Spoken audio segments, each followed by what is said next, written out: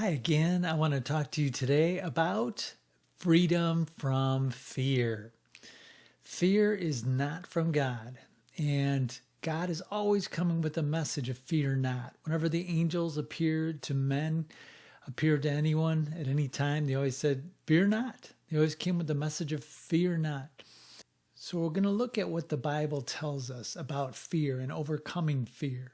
2 Timothy 1:7 tells us, God has not given us the spirit of fear. Very simple statement, straightforward. God has not given us the spirit of fear. So the spirit of fear, in other words, is not from God, because God has not given it to us. What kind of spirit has God given us? Power, love, and a sound mind. For God has not given us the spirit of fear, but of power and of love and of a sound mind. One thing you lack when you're fearful is a sound mind. Another thing you cannot express when you're full of fear is love. Love and fear directly oppose each other. And you have no power if you're fearful. Power and fear are the opposites. Fear means you don't have power. So the spirit we have is a spirit of power and of love and of a sound mind. Another good verse about fear is Romans 8:15, where it tells us, for you have not received the spirit of bondage again to fear, but you have received the spirit of adoption, whereby we cry, Abba, Father. So why are we not afraid? Because our Father is God. God is our Father. The verse before that said, for as many are led by the Spirit of God, they are the sons of God. So the sons of God are those who are led by the Spirit of God. And you have not received a spirit of bondage again to fear, but you've received the spirit of adoption, whereby we cry, Abba, Father. The Spirit itself bears witness with our spirit that we are the children of God. Why don't we have fear? Because we're the children of the Most High God. And if we're children, then we're heirs, and heirs of God, and joint heirs with Christ. Hebrews chapter 2 also has some good things to say about fear. It tells us, starting at verse 14, for as much then as the children are partakers of flesh and blood, he, Jesus, also himself likewise took part of the same. He also became flesh and blood, that through death he might destroy him that has the power of death, that is, the devil. Who has the power of death, by the way? The power of death, that's the devil. He's talking about physical death, because he's talking about how Jesus became a partaker of flesh and blood. And through his death, the only death Jesus ever experienced was the physical death of his body. He destroyed him that had the power of death, so that would be physical death. And so the devil is the one who has the power of physical death. If anyone ever tells you that God took someone when they died, no, he didn't. No, God doesn't take people. No, the one who has the power of death is the devil. The last enemy to be destroyed is death. So death is part of Satan's domain. So Jesus likewise took part of the same. He took on flesh and blood, that through death he might destroy him that had the power of death, that is the devil, and deliver them who through fear of death were all their lifetime subject to bondage. And Jesus, by dying himself through death, he might destroy him that had the power of death, that is the devil, and deliver those who through fear of death were all their lifetime subject to bondage. So, in other words, we're not subject to bondage anymore of the fear of death, because we know we have life everlasting with God. There's no fear of death for us, because we know once our body dies, that's just a seed, and we go on to live eternally with the Lord. And we'll live in much better circumstances after we lose our temporary bodies, our mortal bodies. And when we receive our eternal bodies, there's going to be no more death for us in any way. 1 Peter 3 tells us something important about that. We're going to look at this in the NIV, 1 Peter chapter 3. We'll start at verse 13. Who is going to harm you if you are eager to do good? But even if you should suffer for what is right, you are blessed. Do not fear what they fear. Do not be frightened. but in your hearts set apart Christ as Lord. So even if we suffer for doing what's right, we're blessed and we have no reason to fear. It says, do not fear what they fear and do not be frightened. 1 John 4, starting at verse 18. There is no fear in love, but perfect love drives out fear, because fear has to do with punishment. The one who fears is not made perfect in love. We've been given a spirit not of fear, but of power and of love and a sound mind. So when you're made perfect in love, you have no fear. There is no fear in love, but perfect love drives out fear, because fear has to do with punishment. What are you afraid of when you're fearful? You're afraid of punishment, some kind of a punishment. Perfect love drives out fear, and there is no fear in love. I love the prophecy of Zechariah when he was prophesying about John the Baptist's birth and prophesied about Jesus Christ. And I'm just going to read all the way up through verse 75 here. His father Zechariah was filled with the Holy Spirit and prophesied, "Praise be to the Lord, the God of Israel. He has come and has redeemed his people. He has raised up a horn of salvation for us in the house of his servant David. As he said through his holy prophets of long ago, salvation from our enemies and from the hand of all who hate us, to show mercy to our fathers and to remember his holy covenant, the oath he swore to our father Abraham, to rescue us from the hand of our enemies and to enable us to serve him without fear, in holiness and righteousness before him all our days." So one of the reasons Jesus was sent was to enable us to serve God without fear, because he's talking about John the Baptist here, and he says, "And you, my child, will be called a prophet of the Most High, for you will go before the Lord to prepare a way for him, to give his people the knowledge of salvation through the forgiveness of their sins." And this is what would allow or enable us to serve him without fear, to rescue us from the hand of our enemies. The fulfillment of that was through Jesus Christ, who John the Baptist was sent to prepare the way for.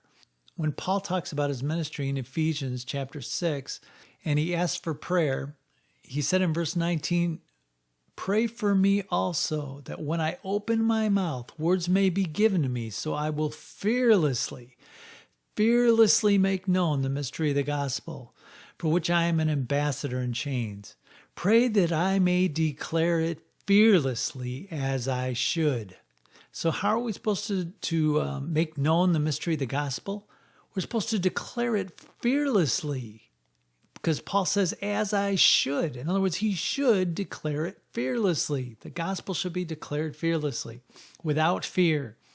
Throughout the Bible, God always comes with a message of fear not. When angels appeared to people, they always came and said, "Fear not." And let's look at some of those examples from the Bible. Zechariah 8:13, "As you have been object of cursing among the nations, O Judah and Israel, so will I save you, and you will be a blessing. Do not be afraid, but let your hands be strong." In Luke chapter 1, right before that prophecy by Zechariah, when the angel appeared to Zechariah to tell him about the birth of John, in verse 13, the angel said to him, "Do not be afraid, Zechariah," or "Fear not," it says in the King James. "Your prayer has been heard. Your wife Elizabeth will bear you a son, and you are to give him the name John. Do not be afraid, Zechariah." I'm going to switch to the King James here, so we can see the "fear not," because I love how it says "fear not." The angel said to him, "Fear not, Zacharias, fear not." And then further on in verse 30 of the same chapter, Luke chapter 1, when the angel appeared to Mary, "Fear not, Mary.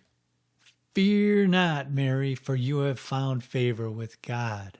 And you shall conceive and shall bring forth a son, and his name shall be Jesus." Luke 2:10, when the angel appeared to the shepherds, the angel said to them, "Fear not, for I bring you good tidings of great joy, which shall be for all the people." So the angel came saying, once again, "Fear not." Jesus himself, when he was calling his disciples in Luke chapter 5, Jesus said to Simon, "Fear not, For henceforth you shall catch men, because he was a fisherman, and he says, now you'll be a fisher of men. And he told Simon, fear not. Luke chapter 8. When Jesus heard it, he answered him, saying, fear not, believe only, and she shall be made whole. And this is talking about the ruler of the house of the synagogue. His daughter died. And they said, trouble not the master.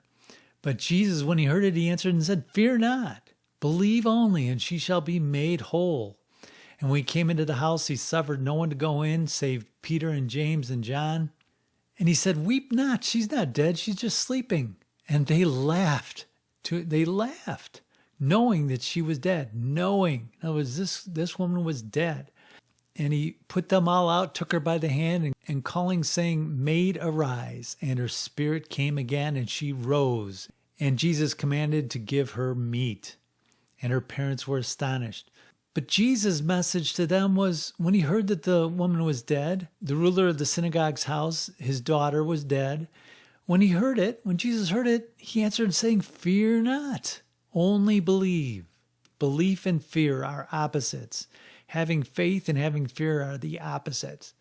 Jesus said, fear not, but only believe. In Luke chapter 12, starting at verse 6, are not 5 sparrows sold for 2 farthings, and not one of them is forgotten before God? But even the very hairs of your head are all numbered. Fear not, therefore. You are of more value than many sparrows. And then further on in the same chapter, down at verse 32, fear not, little flock, for it is your Father's good pleasure to give you the kingdom. Fear not. It is your Father's good pleasure to give you the kingdom. Your Father. Fear not. God is your Father. Fear not. And when Jesus rose from the dead, let's look at Matthew 28. I'm going to read this from the NIV, starting at verse 1. After the Sabbath at dawn on the first day of the week, Mary Magdalene and the other Mary went to look at the tomb. There was a violent earthquake, for the angel of the Lord came down from heaven and, going to the tomb, rolled back the stone and sat on it. His appearance was like lightning, and his clothes were white as snow. The guards were so afraid of him that they shook and became like dead men. They were afraid of this angel. The angel said to the women, do not be afraid, for I know that you are looking for Jesus who was crucified. He is not here, he has risen, just as he said. Do not be afraid. Do not be afraid, Mary. The angel said to the women, do not be afraid. The Apostle Paul in Acts chapter 27, Paul was on a ship that was being driven through a storm, and they were all fearing for their lives. And in verse 23, Paul says, last night an angel of the God whose I am and whom I serve stood beside me. I love how he says that. An angel of the God whose I am and whom I serve. Whose I am. God, I am God's, in other words. And this angel said, do not be afraid, Paul. You must stand trial before Caesar, and God has graciously given you the lives of all who sail with you. Do not be afraid, Paul. And sure enough, he got to land safely, and everyone on the ship was saved. And the last example I'm going to give is Revelation chapter 1, verse 12. It describes Jesus. I turned around to see the voice that was speaking to me. When I turned, I saw 7 golden lampstands, and among the lampstands, someone like a son of man, dressed in a robe, reaching down to his feet and with a golden sash around his chest. His head and hair were white like wool, as white as snow, and his eyes were like blazing fire. His feet were like bronze glowing in a furnace, and his voice was like the sound of rushing waters. In his right hand he held 7 stars, and out of his mouth came a sharp 2-edged sword. His face was like the sun shining in all its brilliance. This is Jesus Christ in all his glory here in Revelation chapter 1. And when I saw him, this is John, when I saw him, I fell at his feet as though dead. He was slain in the spirit. That's what we call that, when you fall down as though you're dead. Because the power of God is so awesome. And here Jesus said, he placed his right hand on me and said, do not be afraid. What did Jesus say? I mean, here's Jesus in all his glory. His head and hair were white like wool, as white as snow. His eyes were like blazing fire. His voice was like the sound of rushing waters. And out of his mouth was a sharp double-edged sword. His face was like the sun shining in all its brilliance. And what does he say? What does Jesus say? He tells John, "Do not be afraid. I am the first and the last. I am the living one. I was dead, and behold, I am alive forevermore, and I hold the keys of death and hell." Now remember, this is spiritual death that Jesus holds the key of, not physical death. We saw earlier in Hebrews 2 that Satan is the one who has the power of physical death, and the last enemy to be destroyed is death. So we know this is spiritual death, the keys of death and Hades, hell. In other words, spiritual death. Jesus has the power to set people free from Satan and from hell. So he has the keys of spiritual death and hell. But here he is in all his glory. He says, "Do not be afraid." So you see that because we're the children of God, we have no reason to be afraid because God loves us. We're his children. Even Jesus is in all his glory when he appeared to John. He appeared in all his glory, shining like the sun. And John was slain in the spirit. He fell down as though dead. And Jesus said, "Fear not. Fear not." God has not given us a spirit of fear, but of power and of love and of a sound mind. Perfect love casts out fear. Fear is the opposite of belief. Belief and faith are the opposite of fear. We're supposed to have faith in God. Jesus said in Mark chapter 11, verse 22, he said, "Have faith in God." Have faith in God. In other words, don't be afraid, because the opposite of faith is fear. So despite what's going on around us, we have no reason to be afraid. We're told, don't be frightened. Even if you suffer for righteousness' sake, don't be afraid. We have nothing to be afraid of. The Bible tells us, resist the devil and he will flee from you. So the devil himself is afraid of us. Why? Because we're the children of God. We're in the likeness of God. We were created in God's likeness. And now that we're born again, we are born into the kingdom of God. We have the spirit of adoption. We are the children of God. We're joint heirs with Jesus Christ.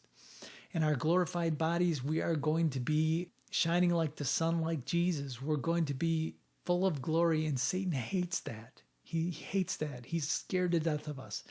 And if we just know that, we have no reason to be afraid. People are only afraid because they don't understand the power they have. They don't understand that God has not given us a spirit of fear, but of power and love and a sound mind. So let's not walk in fear. Let's walk in faith and love, walking in the love of God, because perfect love casts out fear. So thanks for watching.